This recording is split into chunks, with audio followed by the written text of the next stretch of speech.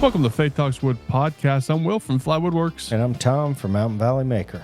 And we're a podcast about everything from Jesus to joinery and a little bit of everything in between. So, Tom, I had an interesting experience, and this is something that you could probably relate to. So, as you know, and as all the listeners know, I have gone down a rabbit hole of Bible translations in the last couple of years. I have 22 Bibles, I think, in 12 different translations. And I know we've talked about some on the podcast. And so I've been going down this path, and I've been reading even more than I was. I'm reading several times a day now. And I had this really weird, I guess it's God talking to me. I'm still trying to translate it. And I talked to a mentor of mine, and he had a similar thing. He said that, I need to be obedient to it. So I was using a Bible translation, the NET, New English Translation. I've got a few of them. I really like it.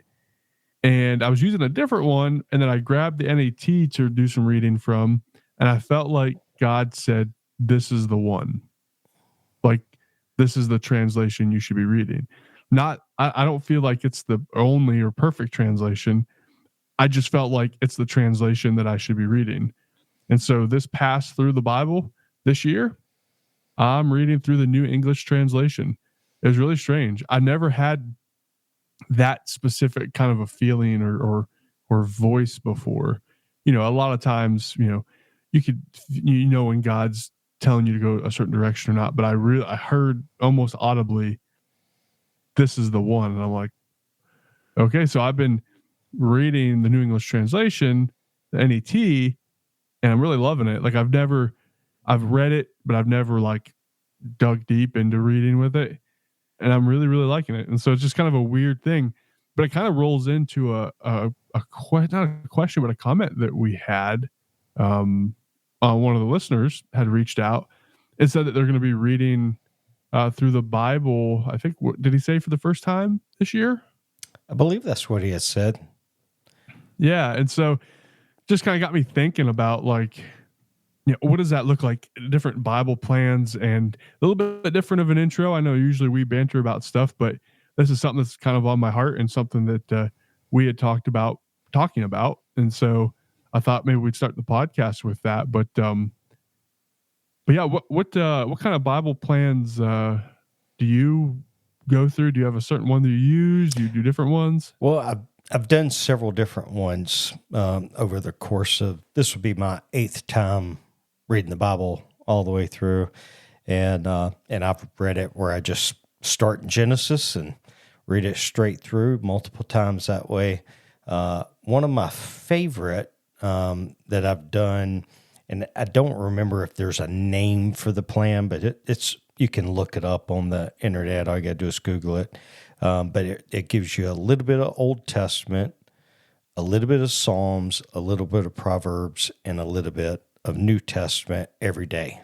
And the reason I like that so much is because I'm not going to lie, when there's some sections of the Old Testament when it gets into the lineage and so-and-so begot so-and-so begot so-and-so, and that there can be days where you're reading like chapters of that stuff. And so, and not that I walk away feeling like I got nothing out of that, but it's just nice. It kind of like a proverb just always kind of speaks to you, a little wisdom and or psalm. And then, the whole entire New Testament's going to, so I just kind of like getting that little bit here and there.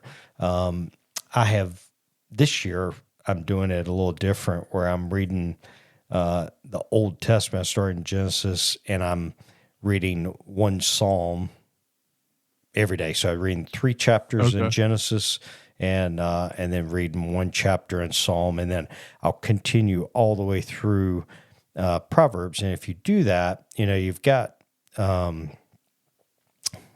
think between 150 chapters, I think, in Psalms and 31 in Proverbs.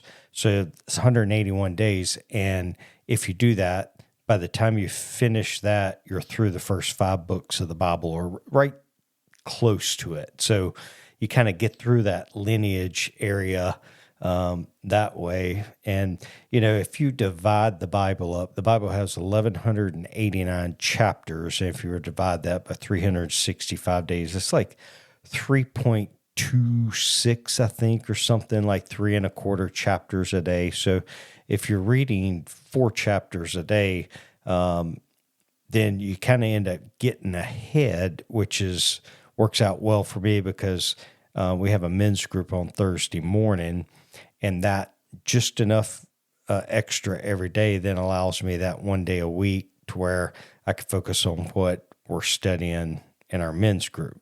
And so, that's how I'm doing it. But this morning, I'm working out with a couple guys from my men's church, and we were talking about our reading plans, what everybody's doing. And Pastor Will Britt, that we had on the podcast last year, or actually no, it's 2023. Yeah. So he is doing on the Bible app.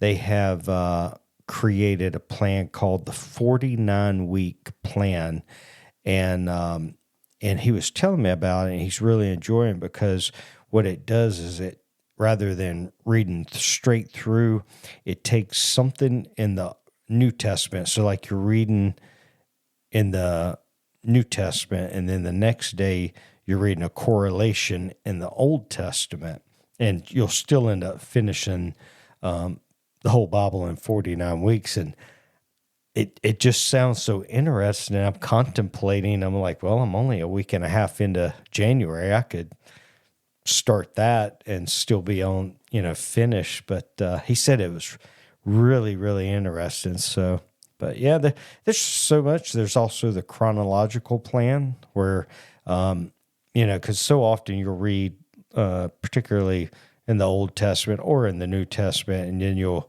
read that same thing again later in a different book, and you're like, well, I've already read that. So it puts everything chronologically in it. And that's a interesting reading plan as well. So, but how about you? How do you like to do it? Yeah. So this is one of the reasons I love this podcast, and the fact that, you and I have different perspectives on things, and neither is right or wrong, according to each other. Yeah. So I'll say this first. My wife is doing the Bible recap plan. Okay. It's Tara Lee Cobble. She does like a podcast, but she came out with a book, and it's a chronological study through the Bible. It's a 365-day chronological study. And the way it works is, I think it's like 3 chapters a day or something. But the book has a debriefing after you read the 3 chapters on what you just read, and kind of the overview of, like, the thought of those 3 books. It's kind of like a chronological study. Exactly. Yeah, that's cool. So she has that. It's pretty cool. I kind of like it just for the recaps. I love, seeing what people think about the word and whatnot. I've never been one to like plans. The reason being is that, a couple reasons. One, it's inevitable with any goal, and I don't want to say it always, but we'll fall behind, right? And say I'm doing a Bible plan, I got to do 4 chapters a day. I get sick for, a couple of days, and I don't do any reading or whatever the case may be. And now I'm so far behind, I got to spend 4 hours one day reading, or at least in my mind, I feel like I do, because I want to keep up with that, right? So I don't like that aspect of it. I'm not a proponent, and this is going to be where we differ a little bit, but there's nothing wrong with it, is I'm not a proponent of reading the Bible through in a year. I think everybody should probably do it once, but I'm a proponent of ingesting the word and focusing on it, and not trying to like, all right, I got to get these 3 chapters out so that I can get through in a year. I just like studying more than just reading, and there's nothing, wrong either way. What I'm doing is just something I came up with myself. it has no rhyme or reason to it. At night, I read the Bible every night and every morning. And so every night I'm reading 2 or 3 chapters from Old Testament. In the morning when I get up, I'm reading 2 or 3 chapters from New Testament. And so it's just, but I'm doing it not chronologically, but I started in Genesis and I started in Matthew. Yeah. And then what I'll do is I'll read through Matthew, and then I'll jump to probably Acts, and then I'll get through Acts, and then I'll do Mark. And when I get done with Mark, I'll do Romans, and I'll come back and I'll do a gospel in between the books. So that's kind of how I'm doing it right now. Normally, and there's something too to be said about like following a plan, which is nothing wrong with a plan, but sometimes God speaks to you and like says, "Hey, I think you should study this," or you feel like something's going on where you want to read this, and that could be outside of your plan. And the more reading, the better. Some of us, I have kids and stuff, and it's harder for me to get the time that I'd like to. Like I would like to read the Bible 2 or 3 hours a day. I just don't. I don't have the lifestyle right now that I can make that happen. Again, but that's how I do it. So I just the goal for me is at least read a chapter a day. Now I try to do 3 or 4, but what I found is just reading a chapter a day will change your life. It will. Oh, yeah. Even if you can just read, 10 verses, but I'm a huge proponent also of reading things in context. And so there is something to be said for reading a verse and you're getting something out of that verse or that couple verses. But when you're doing an actual reading or studying or whatnot, read the whole chapter so you get the full context of what's going on. But yeah, that's how I do it. Again, but I did start something new this year. Actually, something that I've never really done ever is taking notes in my Bible or writing in my Bible, rather. I've never been one to do that. It's kind of weird. It's like I grew up in a church, and I love my pastor growing up, my youth pastor. Really grateful for that. But like, nobody ever talked about writing in their Bible. Almost like you shouldn't, or you don't. You know what I mean? Oh, yeah. I could tell you my grandmother, if she were to see my Bible now, she'd roll over in her grave. She would have it. Right. So, and my grandmother read her Bible every day. She was a God-fearing woman and loved the Lord. But like the Bible was like a holy piece that was, you didn't want to let a scratch, a pen mark, anything get on it. Like it was supposed to be kept pristine. And I always did that. It wasn't until I started attending a church where the pastor, like we studied the word, and he was like, "You need to get you a study Bible, take notes." And I was like, "Write in the Bible? Are you really?" It was literally that foreign to me. Now, like, yes, I highlight all the time. I make notes. I start things, what stuck out to me. And, but my grandmother, if she saw me do it, she would have a heart attack, man. It's just a different mindset. And then now, obviously, I revere the Bible. It's the holy word of God. But it's like, he wants us to study it and get to know him. And Yep. I mean, and if you think about it, the Bible was not printed with a leather-bound cover and pristine paper white pages way back when it was made. So, and think about the 10 Commandments. They chiseled them in stone. Right. So, yeah. I do. I started several years ago, and I take notes. And the nice thing about it is, like, the next year when you come back to that point, it kind of pops out to you again. It's like, okay, what was God speaking to me then?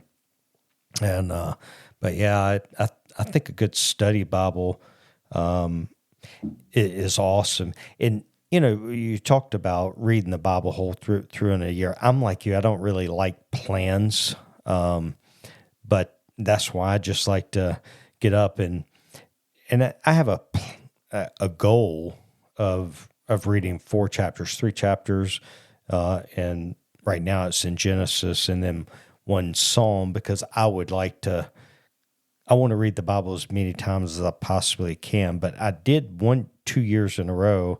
One year I did just the Old Testament, and the next year I did just the New Testament, and doing that in really small chunks where I could ingest Right. it. But the one benefit I think, and you touched on it, I think everybody should do it one time, is if you're only reading, let's say you said, I'm going to read 10 verses a day. Well, it's going to take you 10 years to get through the Bible.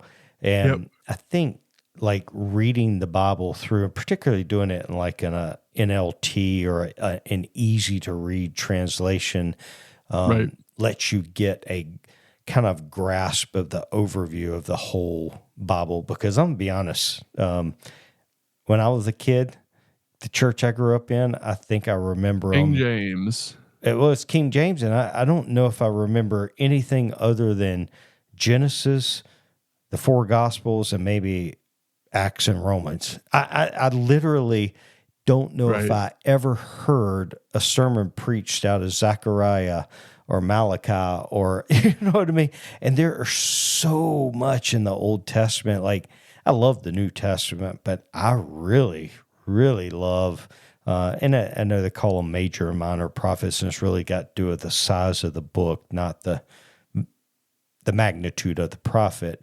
Right. But man, the end of the Old Testament, all those smaller books are just jam packed. Well, we're gonna go over one time in the Bible talk, and I know, and I love it. But I would say this to anybody who don't feel pressure to read the Bible through in a day, in a year. Just start reading it. Whatever. I used to not like reading. Like, I hated to read. I could not stand to read. And so when I first started, it literally started with a few verses. And then it got up to where it's like, okay, I'm going to read a whole chapter today. Dude, that was a big accomplishment for me back then. Yeah. It was major. And then now, like, I say that I'm going to read 3, but like, you know how like sometime you'll be particularly in the Old Testament, you'll be in the middle of kind of a story, and it's like, no, I don't want to quit now. So I might read 6 or 7 chapters, or whatever. But it's just the point of the whole thing is pick up the Bible and read it, like every day, even if it's just a few verses. So and a couple things to remember too is that the Bible wasn't originally written in chapters and verses. That came on in like, I think it was the 500 years ago or so. Yeah, it was like the 13 or 1400s. I don't remember the exact date, but that's when, I can't remember who it was. It wasn't Wycliffe. Is somebody kind of, had the idea of breaking stuff up into chapters and verses. And so that's something that like, and that's the thing too.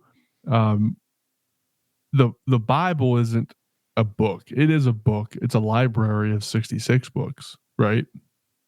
And, I've found that like in the Pauline letters, the letters that Paul wrote, a lot of times I get more out of it if I read the whole letter if I can, right? Yeah.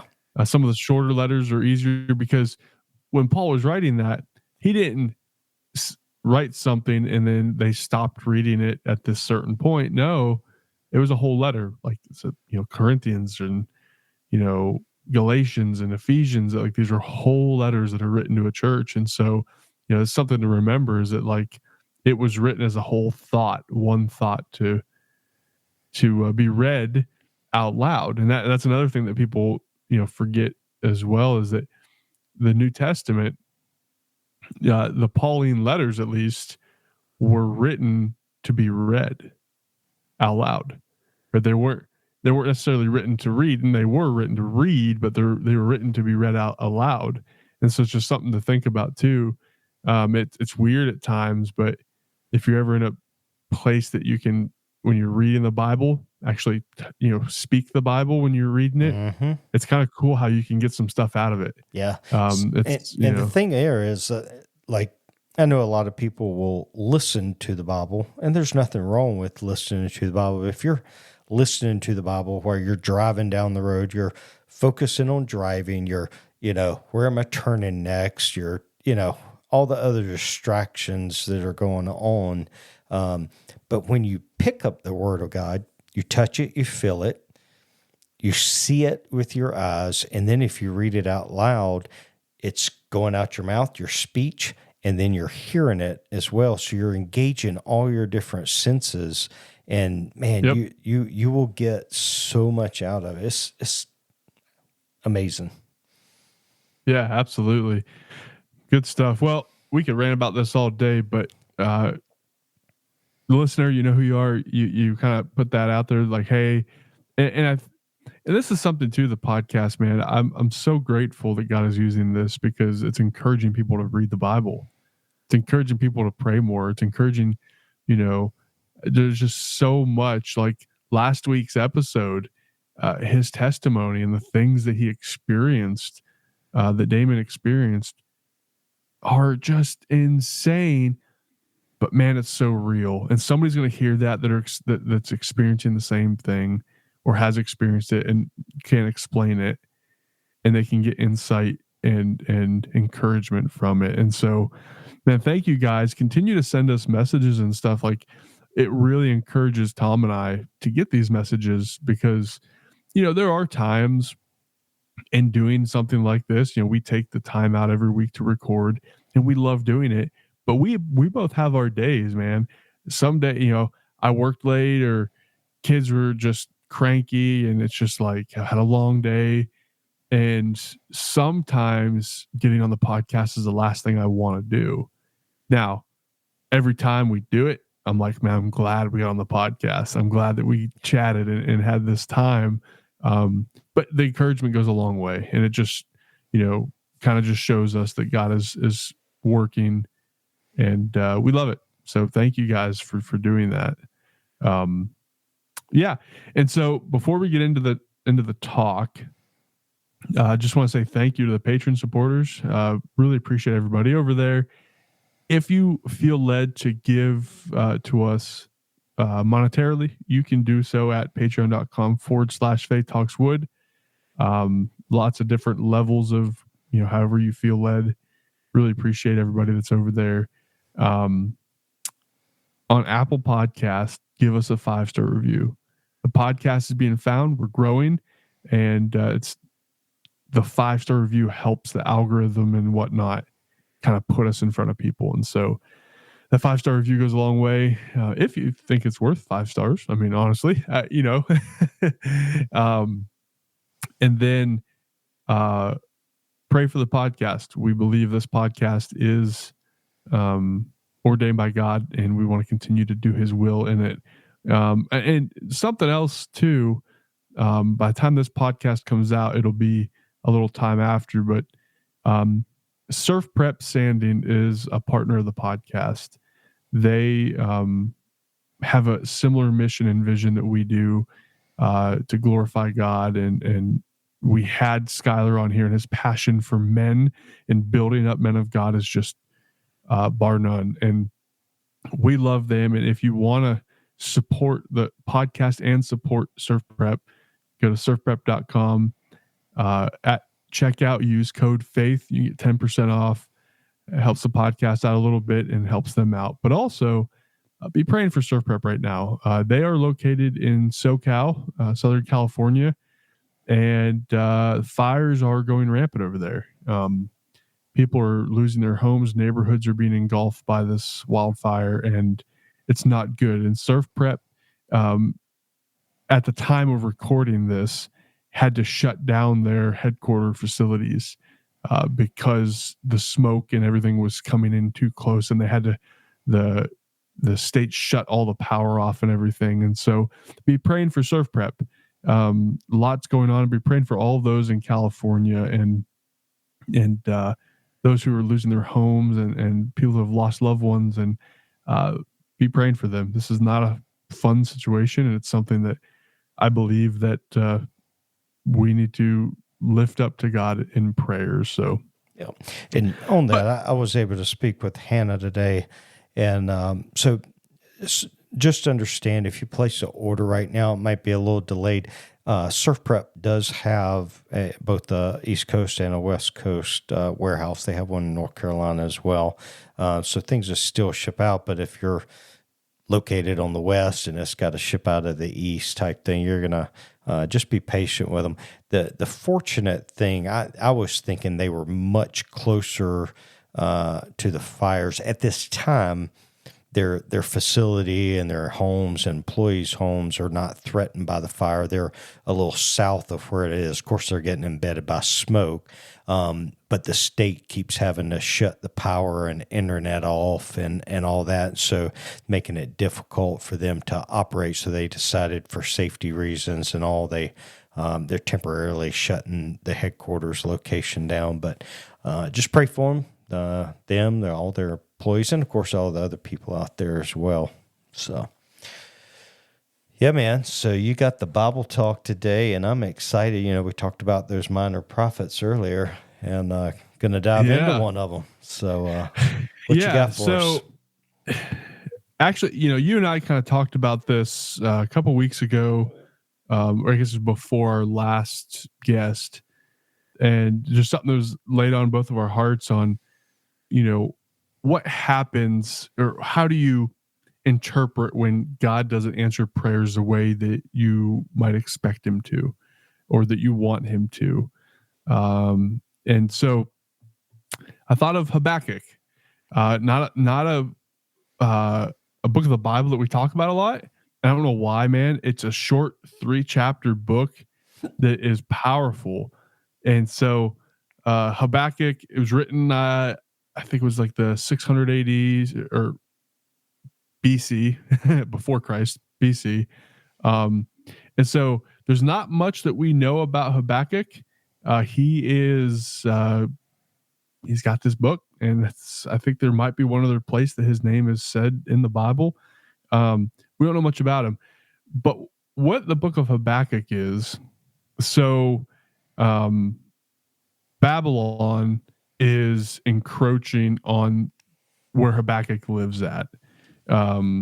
And they are basically seeing the threat, and they're seeing the bad stuff that's coming in. Habbakuk, this is like a prayer to God, where he cries out to God, and he says, God, how long must I cry out to you for help? And basically lays in front of God like, this is coming. You need to do something about it. The Babylonians are coming. They're going to destroy us. You need to do something about this. And to Habakkuk's surprise, God's response is not what he would expect. Actually, God's response is, I'm going to use the Babylonians to take you guys down even more. I'm going to use the wickedness of the Babylonians to knock you guys down a notch, if you will.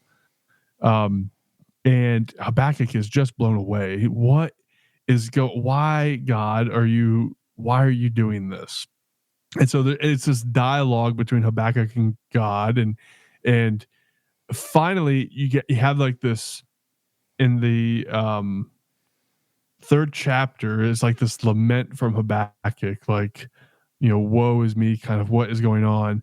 But then he switches, and at the end of Habakkuk, I'm going to read 16 through 19. He declares his confidence in God. And so again, I'm reading out of the New English Translation. It's similar to like a CSB or something, kind of a mid the road translation. But anyways, so Habakkuk 3:16. I listened and my stomach churned. The sound made my lips quiver. My frame went limp as if my bones were decaying, and I shook as I tried to walk. I longed for the day of distress to come upon the people who attack us. When the fig tree does not bud, and there are no grapes on the vines, when the olive trees do not produce, and the fields yield no crop, when the sheep disappear from the pen and there are no cattle in the stalls, I will rejoice because of the Lord.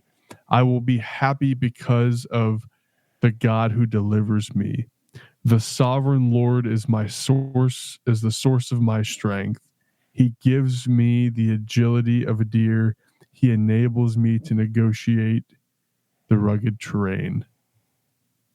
So he comes out and he says, you know what? This isn't easy. This is scary. This stuff is happening. I'm going to rejoice and I'm going to be happy in the Lord because I know he's sovereign.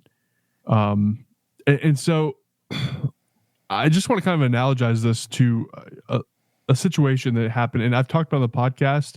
If you're a new listener, it's going to be an earlier episode. And if you haven't gone back and listened, I encourage you to go back and listen to all the old episodes. You can kind of see the transition of the podcast and the different stages of Tom and I's life and stuff we've gone through. But for those who don't know, because we have grown quite a bit, my wife and I lived in the Nashville, Tennessee area for about 6 years. And I got a job offer to move back home to northwestern Pennsylvania. And that's where we are now.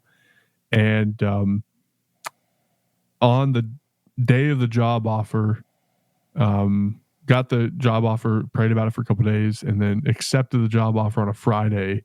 And that following Monday, we had our daughter. And knowing we're having our daughter, or had our daughter, knowing that we were going to have to sell our house, buy a house in Pennsylvania, and move the 700 miles back home. If I say the word stressful, that doesn't even begin to encompass what how we felt. It was really hard because we weren't in Pennsylvania, so you got to buy a house sight unseen. Luckily, my in-laws are fantastic and they have iPhones, and we could FaceTime, and they toured several houses for us and FaceTimed us, and Lord willing, we found the place we're in now. Nice house, 25 acres. We're really blessed. However, getting here was not so easy. We had put our house on the market, and we had our first house that we owned in Tennessee. We bought it in a good time in 2018 before stuff really went nuts. And then we sold it in one day with like 14 offers and got 120,000 over asking. And so that's what we had experienced when selling our first house. And then buying the house that we had bought, the second house, was a pretty good process. And so the market had turned, right? It was 2023. Market had turned. It wasn't as good as it was. And we were in the process of remodeling the house. And the only thing that we hadn't touched yet was the kitchen. And so it was kind of stuck in the 70s or 80s, if you will. Long story short, our house sat on the market for 2-3 months almost before we got a solid offer. And then we got the offer, and the lady who was buying the house picked it apart. Everything that was wrong, she wanted a concession for. And let's just say we almost decided not to move. I mean, it was the toll on my marriage, on the stress my kids saw through my wife and I. It was a really, really, really tough time. And there's a lot of stories within that. But we, man, if we didn't cry out to God and say, God, make this go easier. And he didn't. The whole process until we stepped foot in this house when we moved up here was a headache. But in the midst of it, as I look back, God was there. And while it wasn't easy and we had to go through a lot, the sovereignty of God was clear. Our trip up was safe. We, there was a lot of things that had happened that in the time didn't seem like God was answering, but in hindsight, right? Hindsight's 2020. Man, he was there and he was answering things and not the way that we expected. Not even to think like we were really excited to get the house and the property. But we were so overwhelmed with everything that we didn't have the time to appreciate it. Like it's taken us a year or more. We've been here a year and a half now, just over a year and a half, and finally feeling like we have our bearings on stuff, right? It's taken that long to kind of get settled, right? We decided my wife was going to stay home, so that cut our income in half. And there's been a lot of different things that have happened, but all of it, God has blessed us through. And so all that to be said, our prayer was, God, make this process easy. Let this be seamless. And it was everything but. I mean, it was bad. We had to put a radon system in the house. We had to put a new roof on the house, had to put new gutters on the house, had to put new soffit and fascia. I mean, we did a ton of stuff to that house to sell it. And it was very, very stressful. And it's kind of interesting too, looking back. So we had our daughter, and the first 2 months of her life, which is we stayed in Tennessee for a couple months to get her first round of appointments out of the way before we moved up to Pennsylvania. And she was the crankiest, meanest, most just grumpy little baby you could ever imagine. We didn't know what. We went to specialists, thought her lip was tied. We thought, she had colic, no lip tie. We don't know what it was. I know what it was now. As I look back, it was stress. My wife and I were so stressed. I mean, you could see it coming out of our pores. We were so stressed. And it was the funniest thing. My wife and I laugh at it to this day. We didn't but step foot in our new house, and she's been the best little girl ever.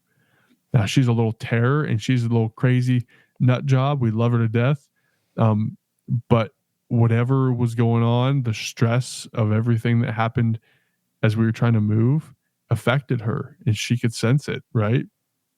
And so it was not easy, but God saw it through, and we're here. And, we made the decisions we made, and the best decision we ever made. I mean, we love being back.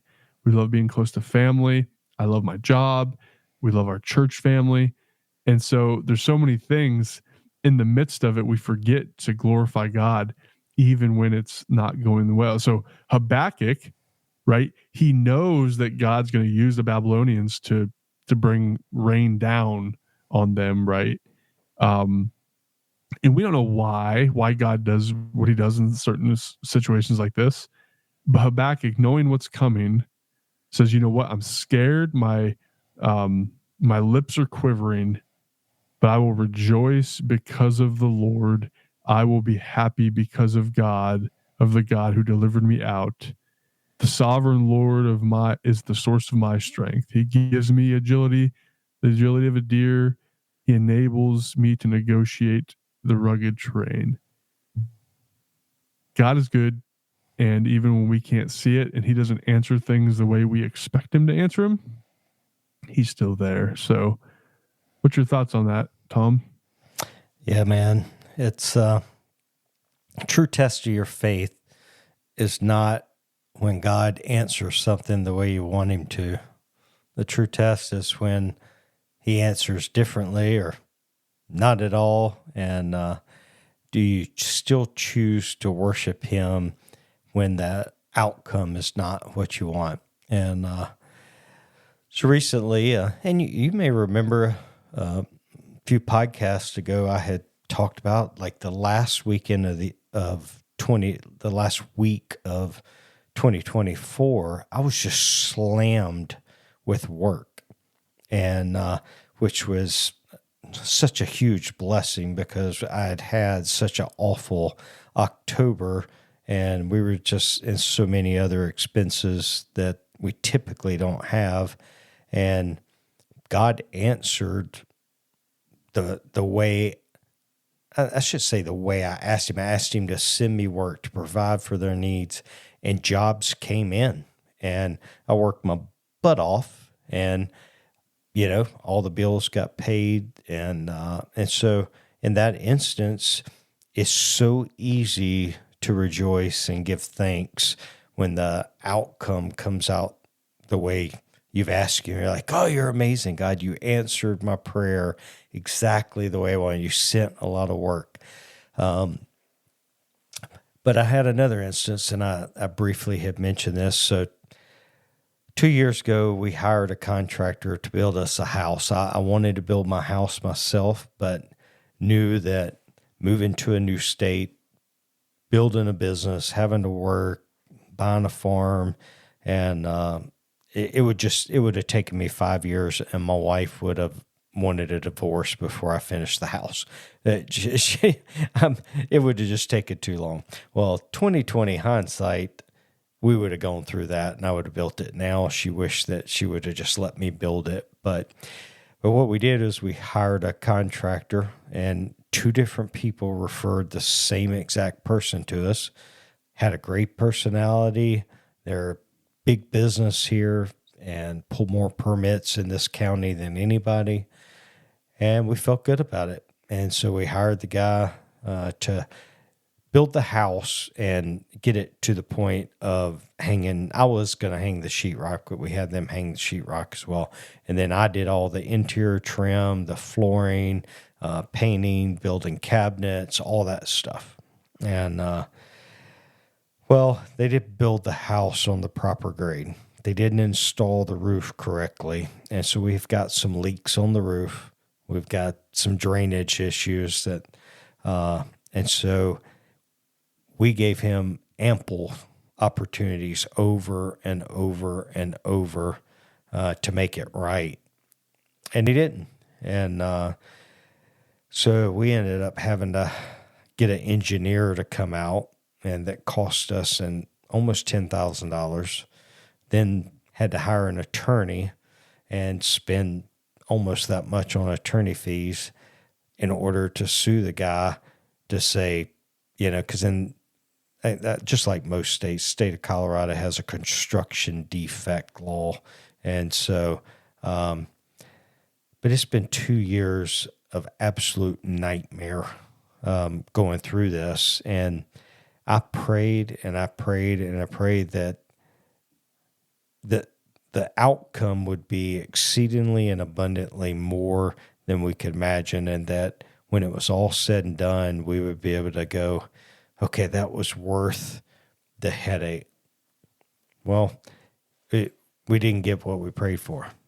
And I'm not going to lie, but at the mediation, me and my wife was almost in tears, and I literally almost cried one time because I'm just like, the attorney told us, he said, the evidence is in your favor. If we go to trial, I feel like you'll win, hands down.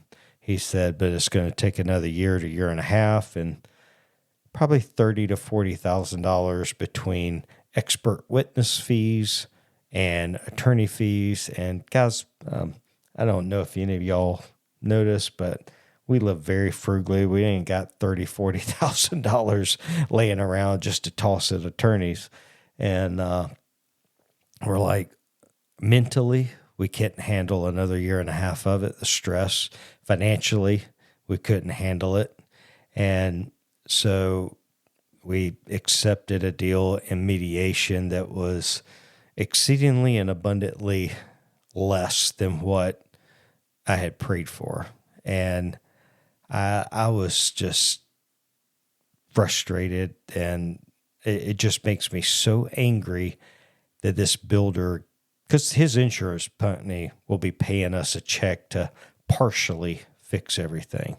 The rest will come out of our pocket, but then this guy gets to walk away doing poor quality work. And when I do work, I do it top notch, period. That's the only way I do work.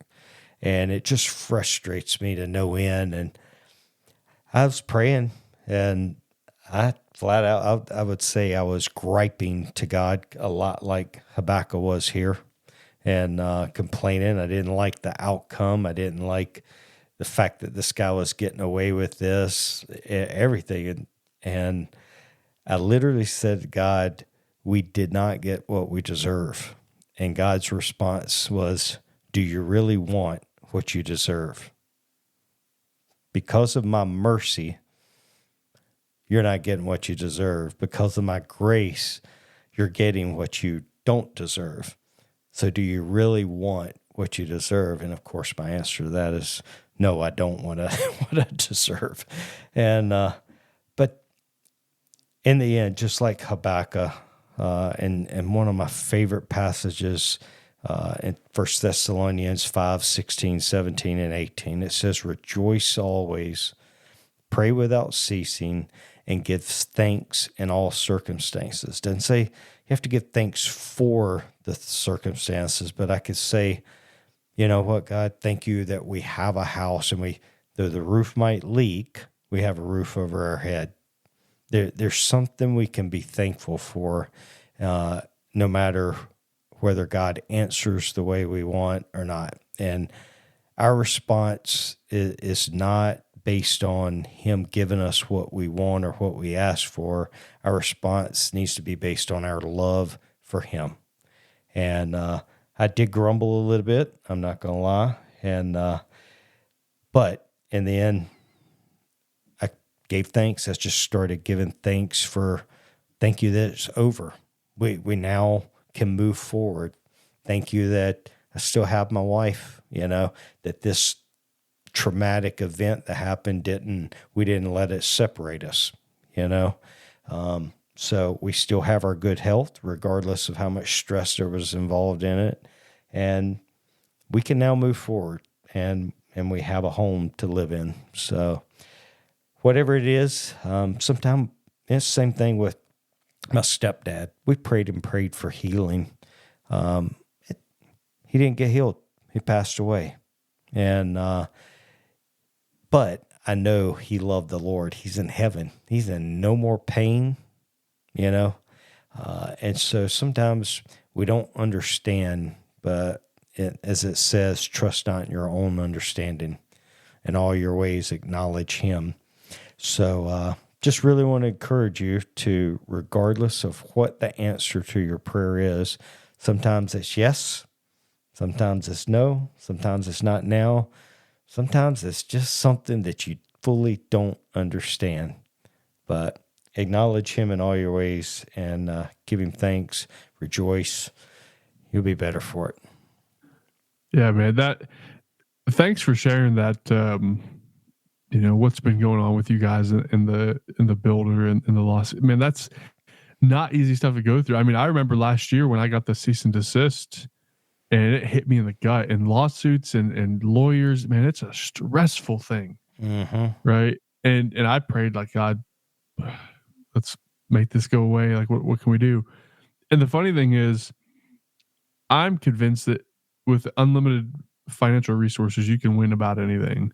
Yeah. But even my lawyer said to me with my situation was, if you've got the money, we could probably win this. But do you have the money to fight this? Right. And so sometimes the things that we expect God to do, we're not expecting it in his will. And that's a hard thing to grasp and swallow. I mean, I've done that so much in my life that I expect, like, God, what are we going to do here? And sometimes his answer isn't what we want, but it's what we need. Yep. Sometimes it's not the clear, here you go, Tom, here's a check for X amount. It's more than you needed, because that wasn't in his will. Like, there's a lesson to be learned. There's patience, there's wisdom, there's seeking the Lord and his mercy and rejoicing always, right?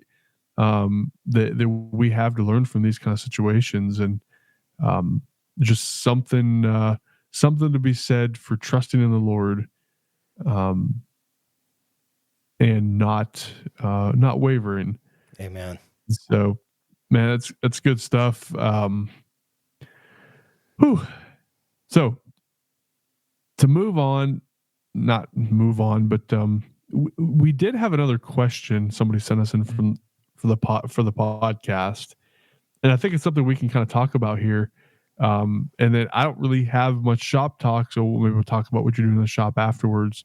But somebody had written into us and they said, "Hey, I want to make these signs, but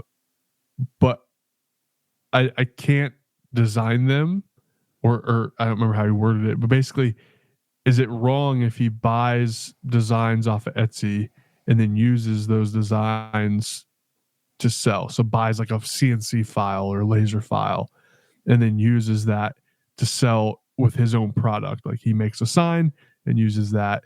And so he had asked about that, and what do you do in those situations? And just top of my head, off the cuff, ask the Etsy seller. A lot of times, sometimes they'll put in there, especially when you're buying files, they'll put in there whether or not it's copywritten or whether or not it's the lead or the use case and what you can use it for. And sometimes you can just message them and say, "Hey, I live in this area. I want to make these signs. I want to use your design," because in the end, you're paying them for that. And so, but sometimes they may say, "You know what? I spent a lot of time on that. I don't want to give that up for you to make money off of me." You never know. You just have to.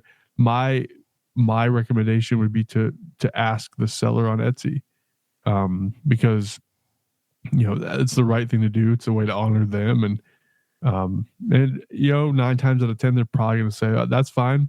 And for me, like if I was selling a file on Etsy, I don't care. You pay me for the file. You do what you want with it. You know what I mean? So what are your thoughts on that, Tom?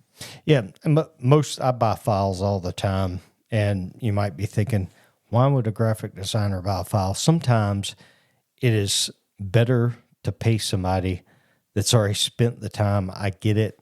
I could quickly make my product and move on. But when you purchase files, they will always say 99% of the time, it will tell you for commercial use or not.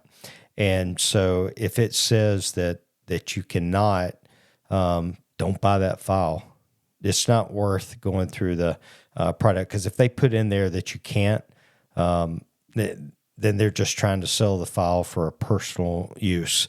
But if it says that is duty free, you can use it for commercial. And I'll give you an example. Drew Fisher that we had on the podcast, he sells plans on his website, and all of his plans you can then turn around and make the product and sell. He has it in there that you can do that with it. And so don't cheat the system, because that's cheating, and that would not be God honoring. So if it says it's duty free, if not, then you can always hire a company, to make the design for you if you don't have the capabilities like that. But I would never. Same thing with taxes. Don't cheat on your taxes. Don't steal artwork and not pay for it. Do what God would want you to do. Absolutely. I'm actually on Etsy right now as we're talking. I thought that there was a filter that you could filter. I don't see one that you could filter like commercial use or personal use, but I don't see a filter on here. But yeah, you just look at them, and there's all kinds of files I'm looking at right now. I bought quite a few of them off Etsy, but I always buy the ones because I know I'm gonna reproduce. But yeah. So that's kind of our take on that. Just see what they say. If they say for personal use, then just find another file. The thing about Etsy that's interesting, my wife is a big Etsy seller. She's got thousands of sales on Etsy at this point, and knows the Etsy world. Etsy is a interesting bear because it puts you next to your competitor. Yep. However, it's a marketplace that puts eyes on your products. Yeah. Right. It's not like your website. You don't have to draw people to your website. People are already on Etsy and it's drawn to you, that Etsy pushes stuff. And so that's the thing about it is, well, if you find one that says personal use, there's probably somebody out there that makes the same thing that says commercial use. And so I would just, pay attention to that and try to do that. But to Tom's point, let's be honest, let's have integrity, guys. Let's have character in the things that we make and where we get those files from. And there's a lot of places too. You have Etsy where you can buy stuff, but there are places like Thingiverse, and there's a couple of different ones that are just free SVG files and stuff. And so, there's all kinds of resources out there to find the things that you need. And but yeah, it's a good question. Appreciate that. I have to disclaimer that Tom and I, neither of us are legal guys. We're not attorneys, so take what we say with a grain of salt. But this is, let's just do it the right way, right? So yeah, Tom, have you had any shop time? I haven't had any shop time. I've had a lot of time on the tractor because we've been getting a lot of snow, and we're about to get. I think. Well, we may not hear. So we live 40 minutes south of Lake Erie, but tonight through Wednesday, Erie is supposed to get like 18 inches of snow again. And so that some of that may, float down here, but yeah, it's just been a lot of time doing that and a lot of stuff going on. I'm getting ready to start some big projects at church. And so woodworking is going to be on the side as I do some audio engineering. We're installing a new audio soundboard and PA speakers and subwoofer and the whole thing. And so I'm over that project. So that's getting ready to kick off here in the next couple of weeks. And I'll be taking time off of work and it's going to be busy. So, but how about you? Had some shop time? Well, we recorded last Tuesday. And the next day, on Wednesday, I went snowboarding with my daughter and a friend of ours that was here visiting from North Carolina.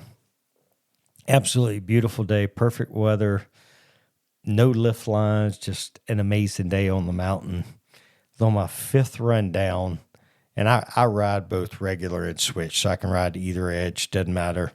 I was riding on my regular edge, which would be me, my right side, switched to my left, and here comes a skier, straight line. And straight line, it means not curving. They're just going beeline down the mountain. And I saw him, and so I quickly tried to jerk back the other way so he wouldn't hit me.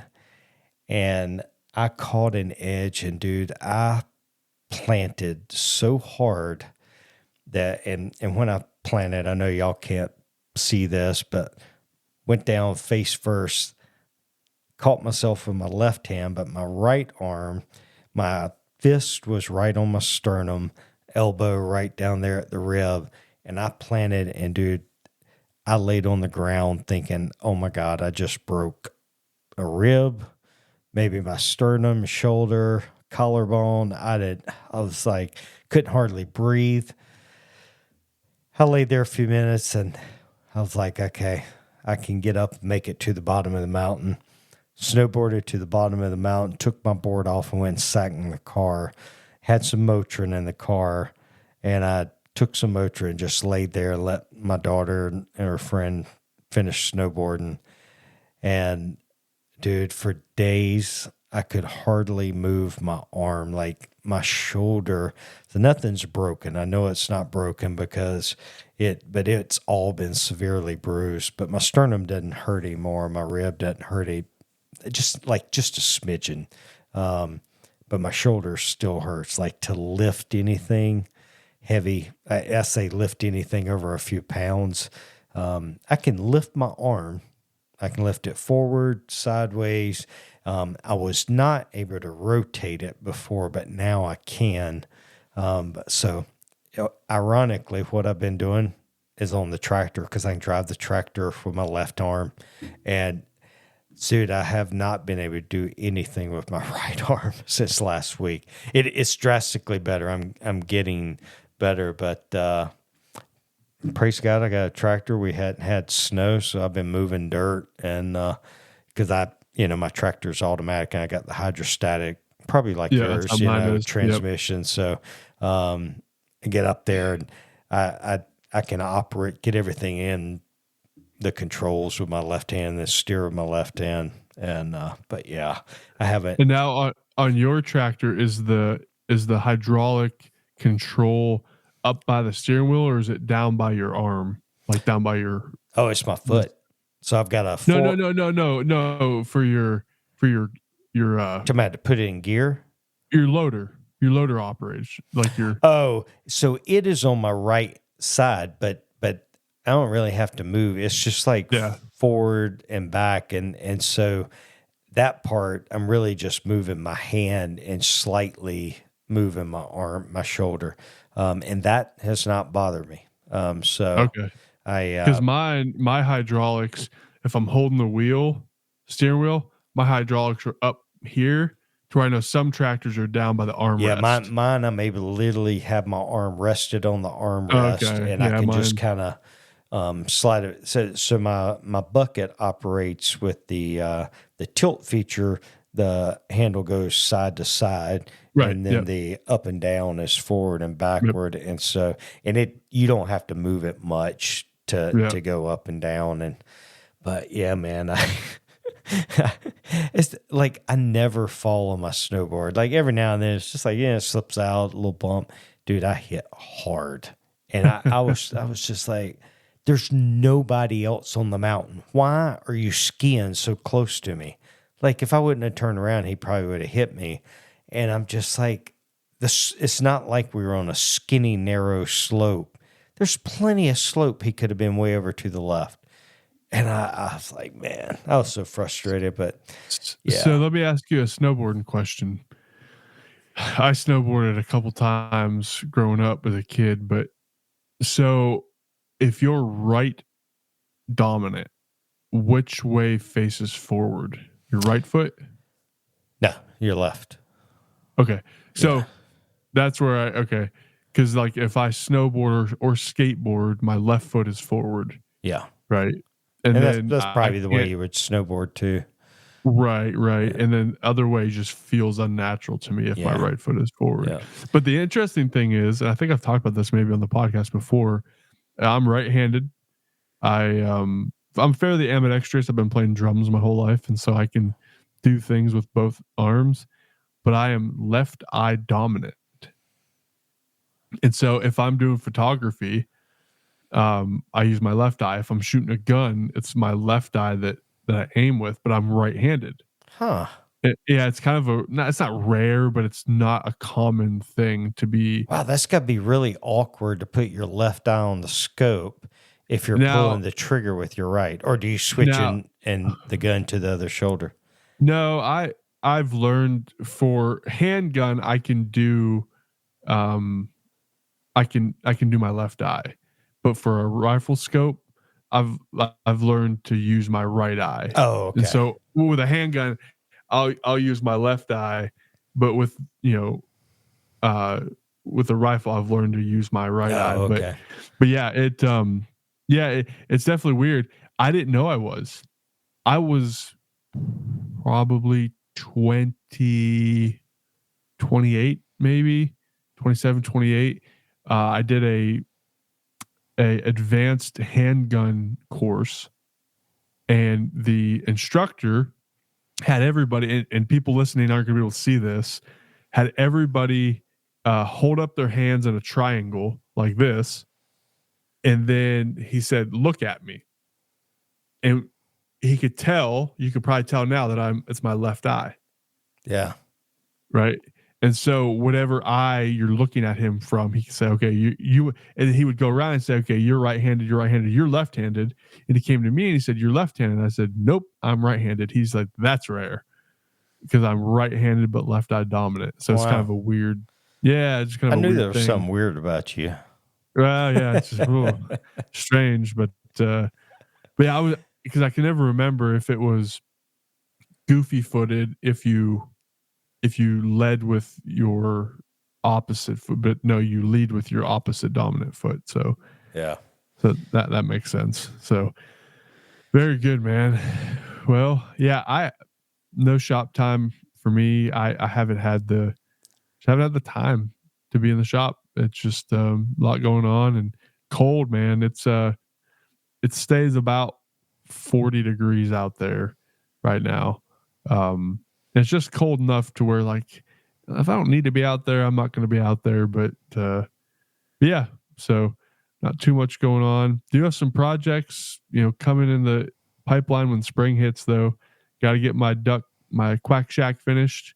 I got to a point and then it started snowing real bad. And so it's just sitting out there as a frame out in the barn. So gotta get that going. I gotta get my ducks and my geese ordered here probably in March. I think we'll order them and get them in.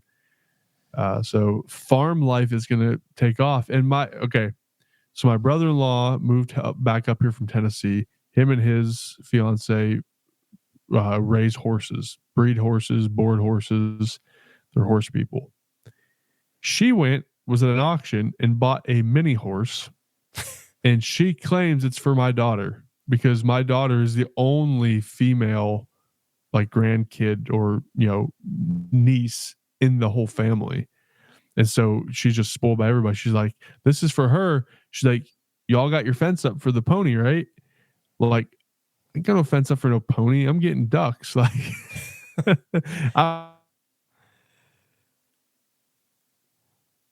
fence up for a pony. Man, them, I wouldn't say they're all like that, but sometimes those miniature horses can be really mean. Oh, they are. Yeah. It's the small animals, man. There's like that, what is it? The Napoleon complex, they call it. Like we grew up with a Lhasa Apso dog, and that dog, a little like Shih Tzu kind of dog, meanest dog you ever met in your life. And you always see the little dogs that are always barking and yipping. And like all the small animals. Yeah, no kidding, man. Oh, man. That's what my brother has. I call them ankle biters, man. Yeah, I don't know. I love animals. We have a German Shepherd and a Golden Retriever, big dogs. I don't know if I can do a small dog. I've got a cat that's bigger than most people's dogs, so I don't know. Yeah, cool. So, well, man, I'm going to go get some dinner. Yeah, well, appreciate you coming on, man. And as always, thank you guys for listening, and we'll catch you next week. And until then, I'm Will from Fly Woodworks. And I'm Tom from Mountain Valley Maker.